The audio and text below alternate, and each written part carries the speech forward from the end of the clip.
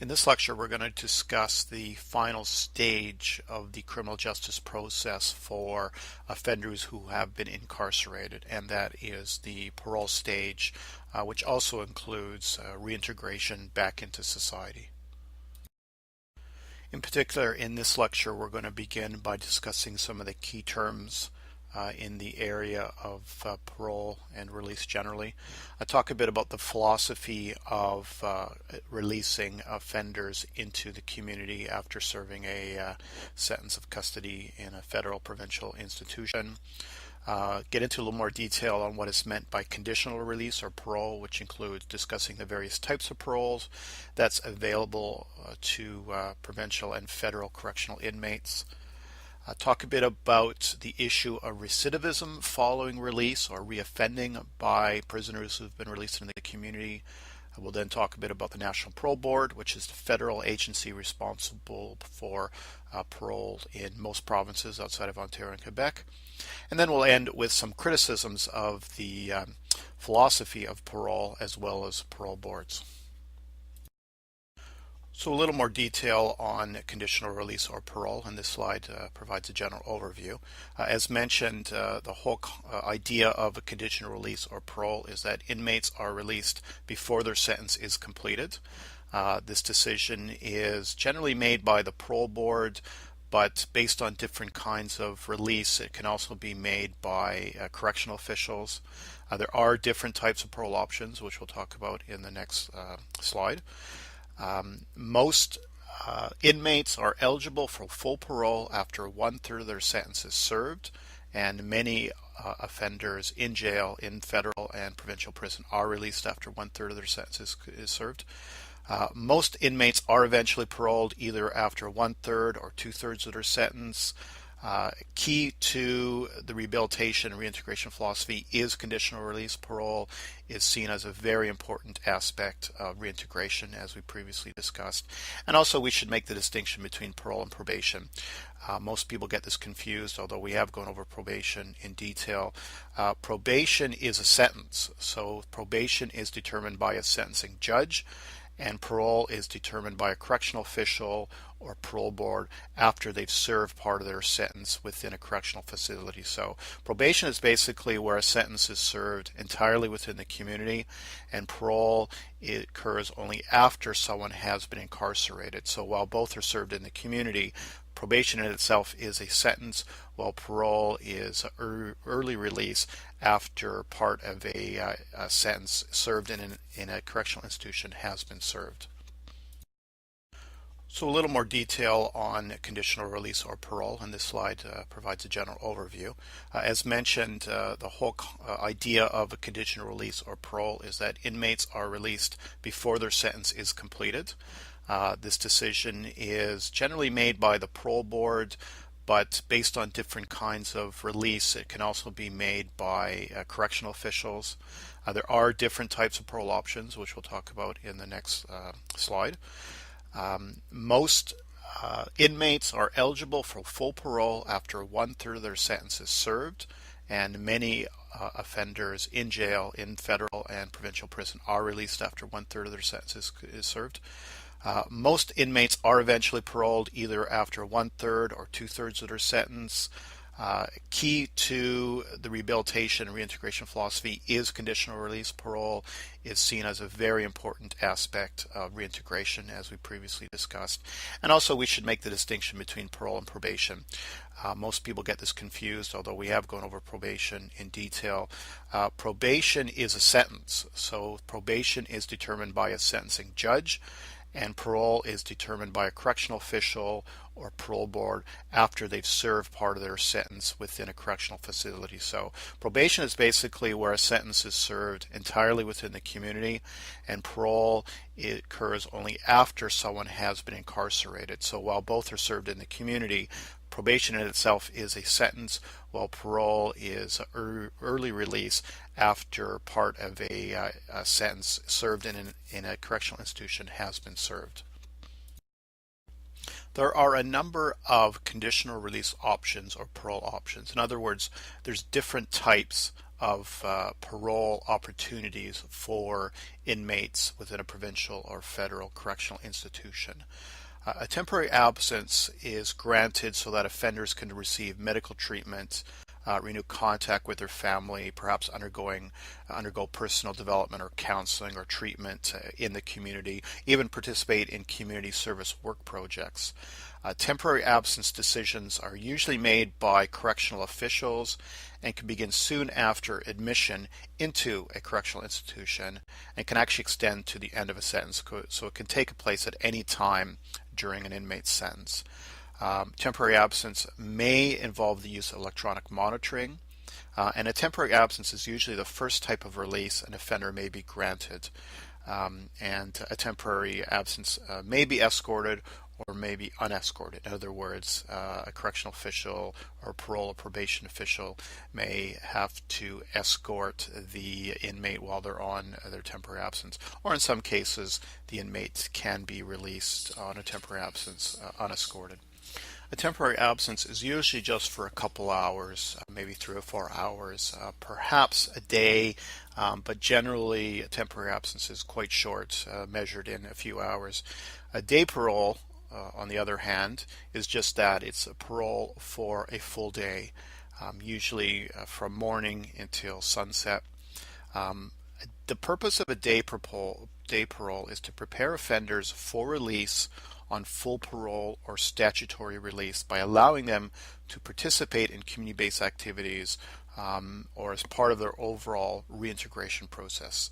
Nonviolent offenders serving their first federal term are eligible for day parole either 6 months into their sentence or at the 1/6 point, whichever is longer.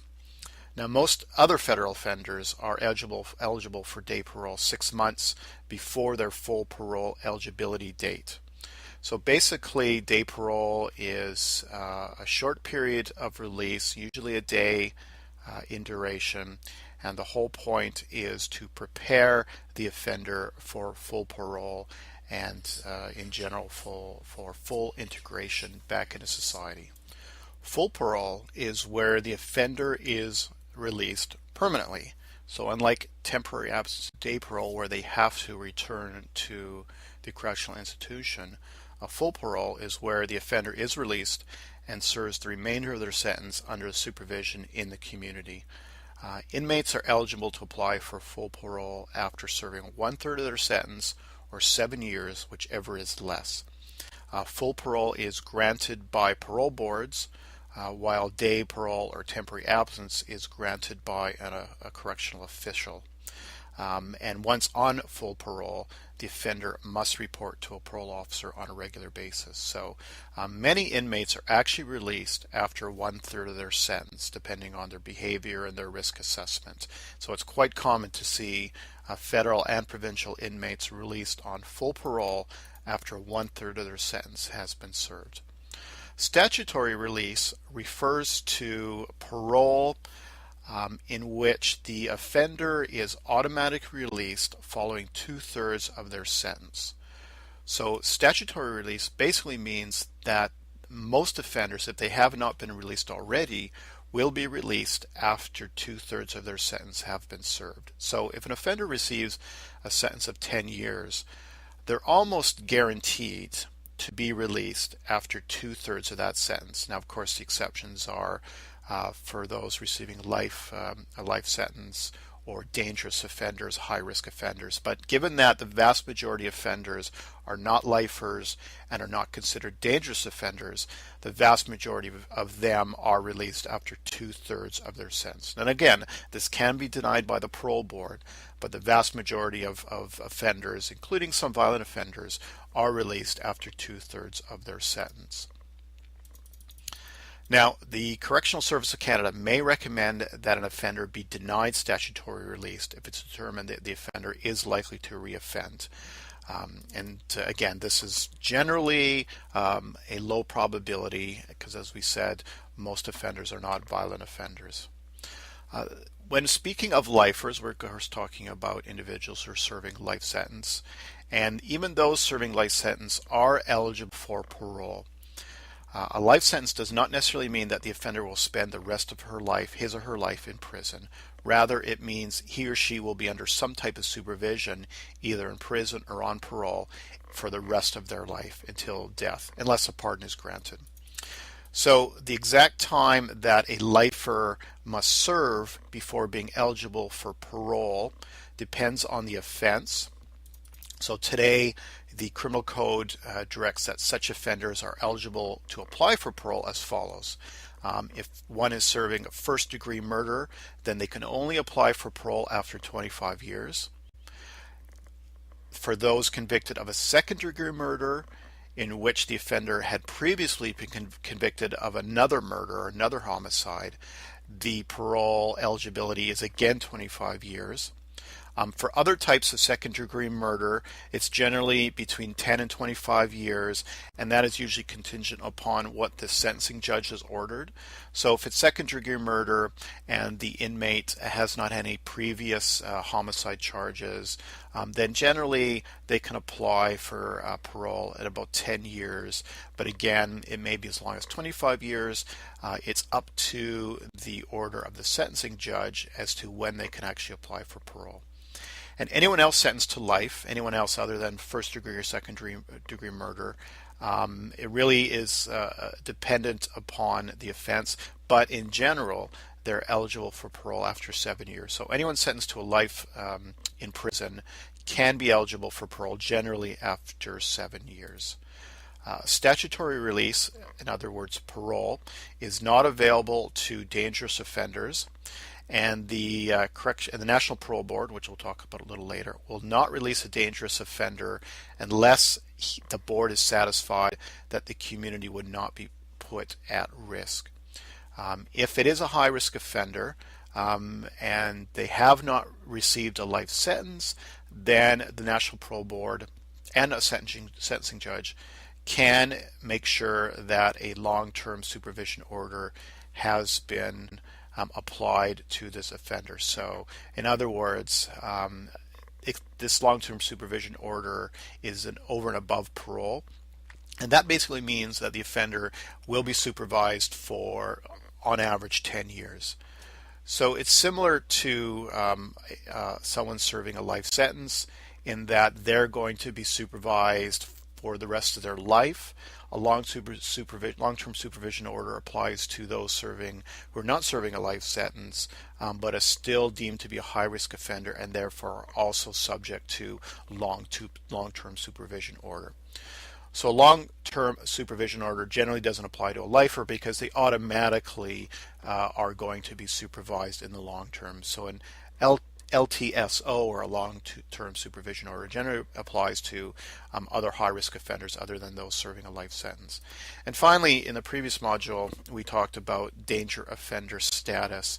And this is a status that can be applied by a sentencing judge and even by parole board officials that basically ensure that certain incarcerated individuals are not released from prison, period. So they're never eligible for parole. There is a part of the criminal code called the faint hope clause, which gives lifers and gives those with danger offender status to apply for parole, but it's very rare that they actually get parole. And again, we talked about such incarcerated individuals as Paul Bernardo and Clifford Olson, who have received a danger offender status designation, and it's unlikely that they'll ever be released from prison. Some of the key principles that guide parole and reintegration in Canada. Again, the first and foremost is that really only the most serious offenders should be incarcerated and should be incarcerated for long periods of time. And this philosophy is reflected in the idea of promotion, conditional sentences, but also in parole. Obviously, parole, it's all about releasing an offender before their sentence is completed.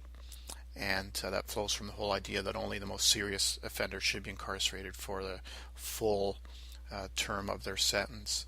Alternative sanctions, again, parole is viewed as an alternative sanction.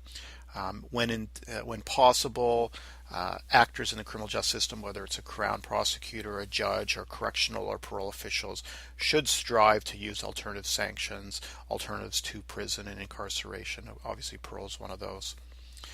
Parole should help promote the rehabilitation and pro-social behavior of inmates. So the whole purpose of parole is to foster rehabilitation, treatment through reintegration and through treatment and other conditions of parole. And so ultimately, the goal of parole and reintegration is promotion of the pro-social behavior and to guard against any sort of recidivism that may occur on the behavior of the offender. So there's really two overriding concerns with respect to parole, and these are the two overriding concerns that correctional officials and parole officials will take into consideration in determining whether or not an inmate should be paroled. And the first of all is the impact on the offender. So will the offender actually benefit from parole? Will it contribute to their rehabilitation and the promotion of pro-social behavior? And the second, obviously, is the protection of society. So society obviously is a paramount concern when an offender is released into the community. And so when a parole board or correctional official makes a decision as to whether an inmate should be paroled, they look at both the impact on the offender, whether it will help, and also whether or not that offender is at a high risk to reoffend in society. Now, the release of an offender, as we discussed in the previous module, really is something that's planned for as soon as the offender enters the correctional institution.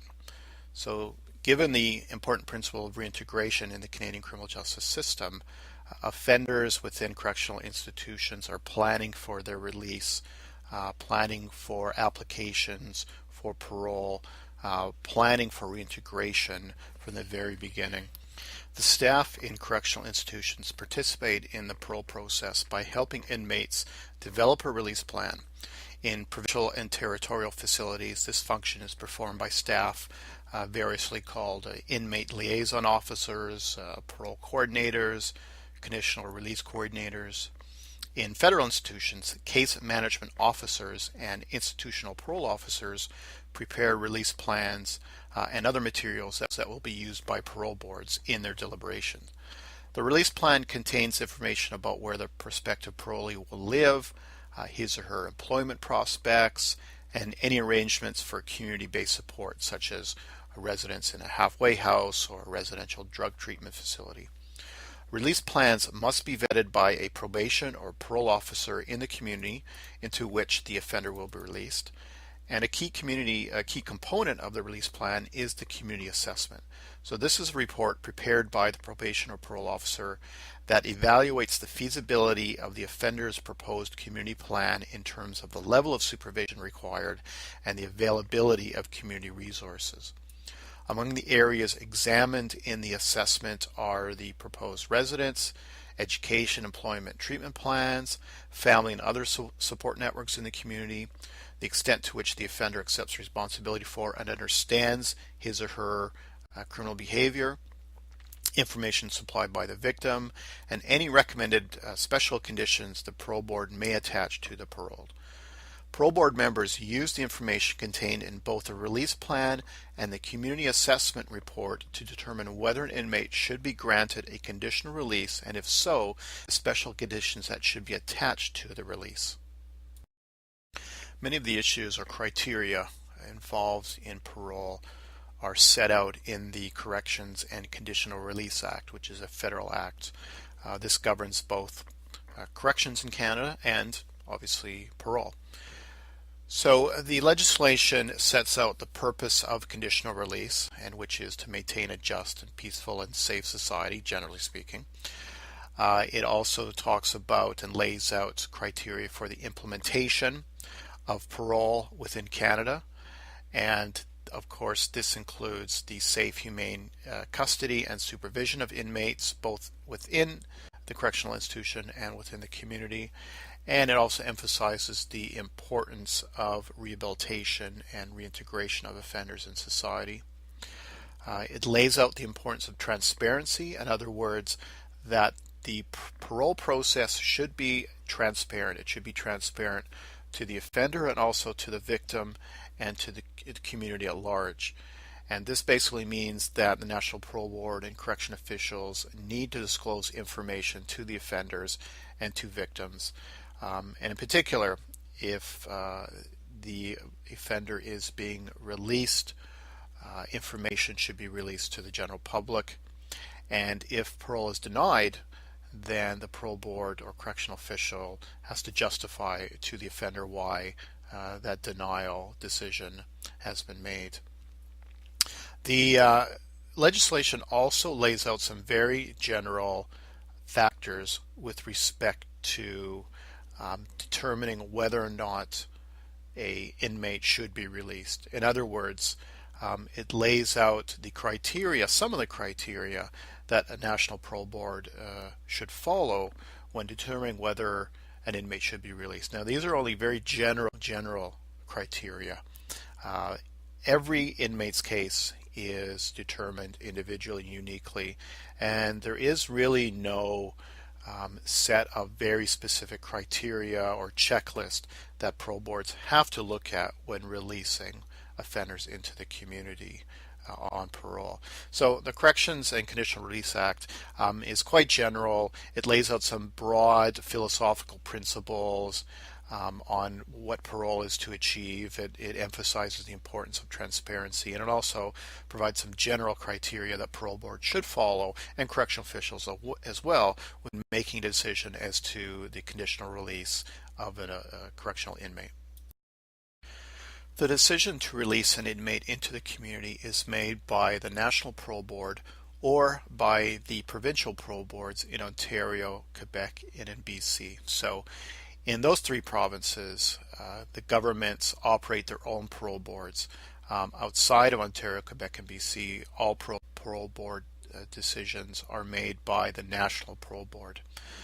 The National Parole Board is an independent division within Public Safety Canada, and it's also independent of the correctional system. So Correctional Systems Canada and National Parole Board are two separate entities, although they're both under Public Safety Canada, and they both tend to work fairly closely together. National Parole Board members are appointed by the Ordering Council, which is Cabinet and Prime Minister in particular, and they serve fixed terms. National Parole Board members are centralized in 5 regional offices, and members within each of those offices will travel to institutions within the region for in-person hearings with federal offender parole applicants, so inmates who are applying for parole. So what usually happens is the parole board will receive an application for parole from a correctional inmate, and that will often be accompanied by their release plan and community assessment. And 2 parole board members will travel to the particular correctional institution or some other location in which a hearing will be held to determine whether or not to grant the parole application. And in some cases, victims of the offender will be notified, and they can prepare statements at the parole board hearing. They can also make submissions. Victim impact statements that have been presented to a sentencing judge may be considered. So following a parole board hearing, obviously the 2 parole board members make a decision as to whether or not parole should be granted, and the conditions under which parole is granted are also be specified. Most parole board members are appointed by the Prime Minister or by Cabinet, and while they don't necessarily have an extensive background in the criminal justice system, they do have some training, and they are provided with what's called risk assessment training in order to develop a strong understanding of whether or not the offender is at a high or low risk of reoffending. And so ultimately, the parole board members are determining A, whether the offender is eligible for parole, whether they are at high risk of reoffending, and B, whether or not the parole board decision will contribute to the rehabilitation of the offender, and ultimately will it contribute to the protection of society. In other words, if the offender is at a high risk of offending, then they won't be released. If they're not at a high risk of offending, and if the general safety of the public is ensured, then the inmate will receive parole. Your textbook is pretty good on describing what's involved in a parole hearing, but when a parole board members make a decision, they have to consider a number of different factors whether or not to grant parole. And some of these factors include the criminal record of the inmate, the offense under which they are currently serving, the time they've already served relative to the severity of the offense, their behavior while incarcerated, the inmate's insight and perceptions of their own behavior, as inmates will make oral testimony often to the parole board members. Has the inmate been involved in treatment and training or rehabilitation programs? Has the offender actually been rehabilitated? Is there a high risk of reoffending in the community? Other factors include the mental and emotional outlook of the inmate. Other personal factors may be taken into consideration. Has there been any previous parole violations, if they have in fact been incarcerated before and have been on parole before? Are there plans for employment and training? So they'll also look at the release plan that's been prepared. And they will also take into consideration whether or not there are objections by the victim or victims and by the community into which the offender is going to be released. So definitely the opinions of victims and community members are taken into consideration. And finally, it's important that the offender has support in the community, and this not only means training and a place to live and employment and rehabilitation and treatment, but it's also, do they have family in the community to support them? Do they have friends in the community to support them? So there's a number of factors taken into consideration, and all of these are amalgamated into a risk assessment that the board members take to determine whether or not the offender is eligible for parole and in fact can actually be released into the community on parole. Now, just because someone hasn't been incarcerated doesn't mean they lose all their rights. As described in previous slides and in previous modules, the rights of inmates have not been completely removed. They have certain rights. This has been guaranteed by the Canadian Charter of Rights, and as far as the parole process is concerned, some of these rights are guaranteed by the 1978 Parole Act. And basically, the most important right in the context of parole is that the offender receives due process, which is a fair and arbitrary hearing. It also means that there's transparency so that information is disclosed to them, in particular information on why a parole application has been denied. And in 1992 legislation, the Corrections and Conditional Release Act, this also guarantees inmates' right to an appeal decision, a parole board decision. Obviously, the appeal will follow a denial of parole. And that appeal is based on such issues as whether justice has been served, whether the special needs of the offender has been taken into consideration, whether it was an error based on fact.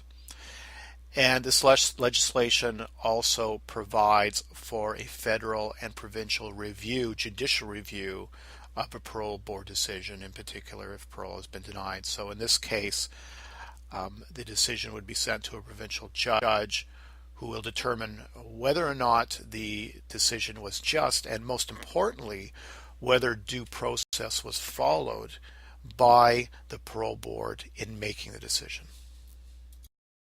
This slide describes a few statistics with respect to parole in Canada. At any one time, the number of individuals who are on parole from a federal sentence is about 8,737, give or take a few.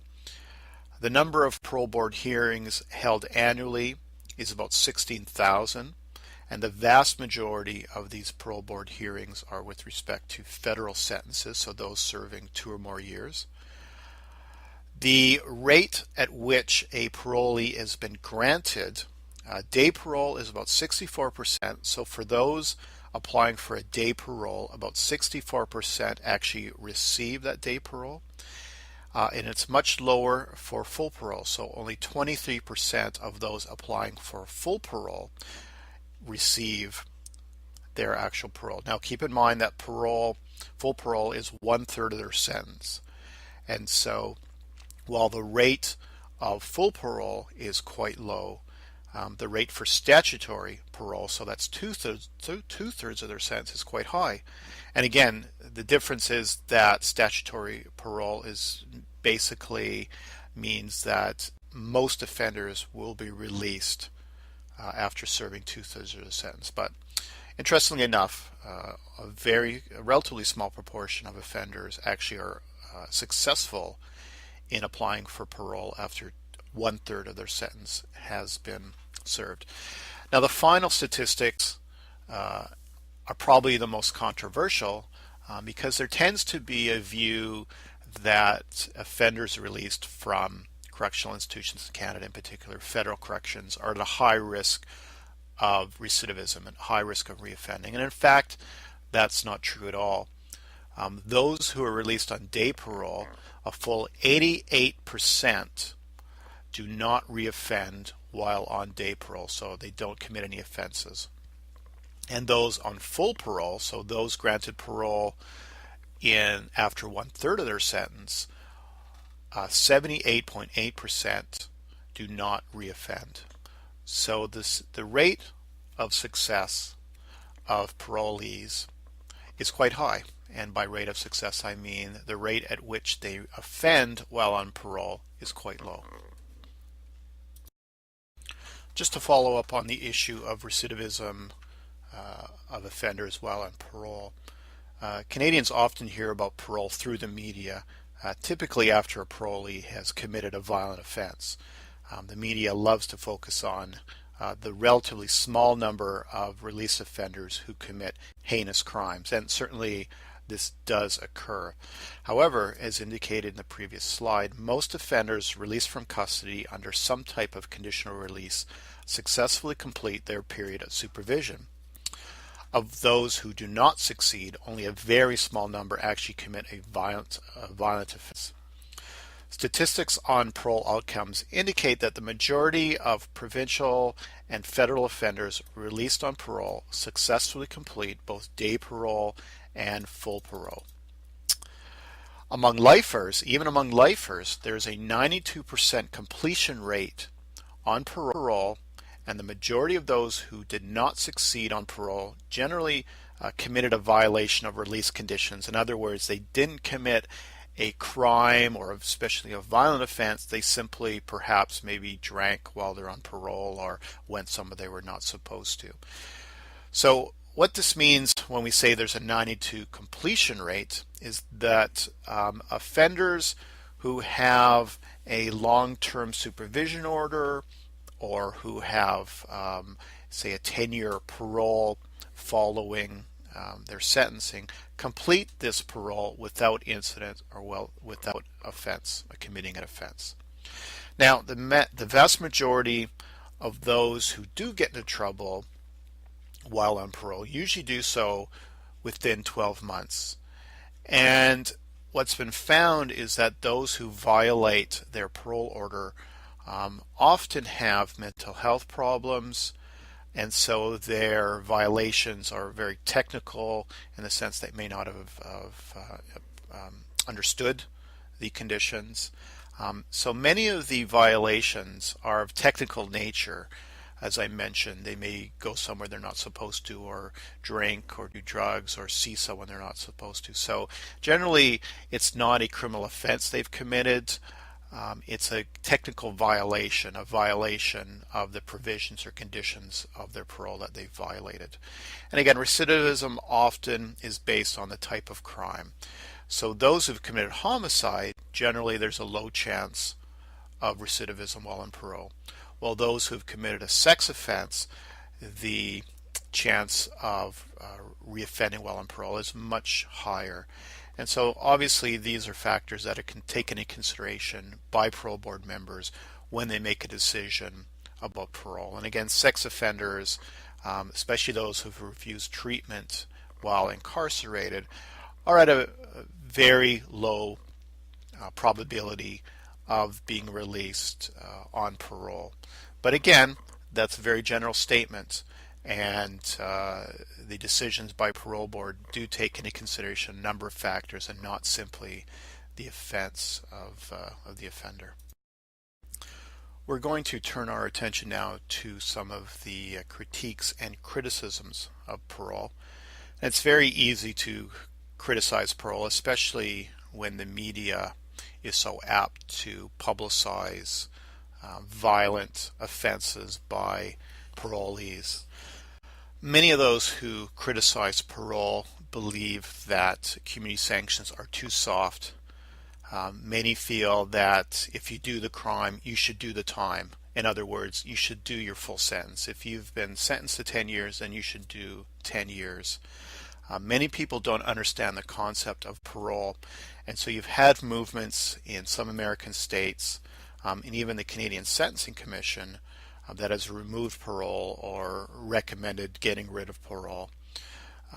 In Canada, parole is still seen as an integral aspect of the overriding philosophy of reintegration.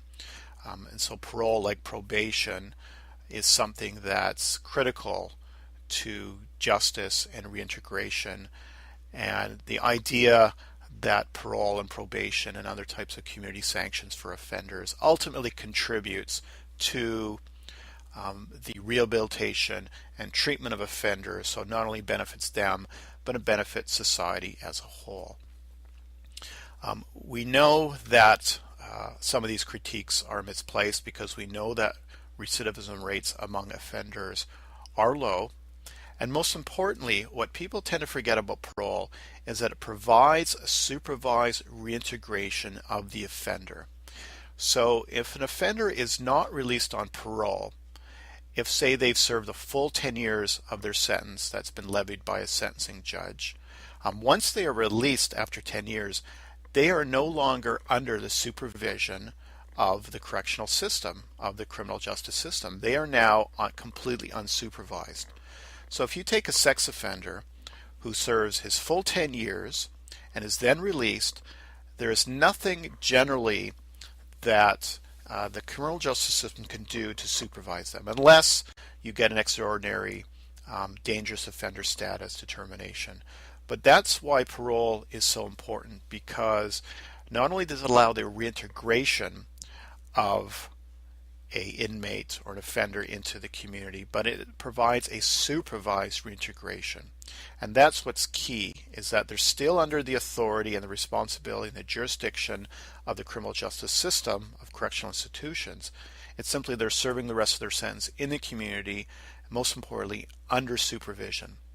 So the question that we should ask critics is, do you really want to have an offender released into the community after serving their full sentence? And keep in mind that serving time at a penitentiary is not exactly rehabilitative. Do they want this offender to be released with no conditions or no supervision applied? So that's why parole is generally a positive thing, because not only does it contribute to the reintegration and rehabilitation of offenders, but it's done so under supervision. Parole boards have also been subject to criticism, and in particular the National Parole Board.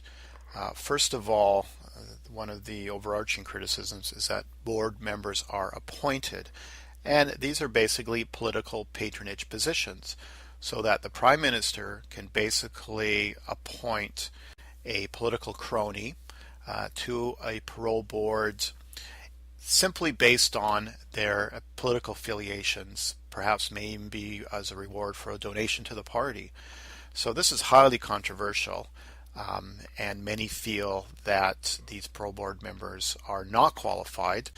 They don't have the expertise, and many don't. Many don't have any background in the criminal justice system.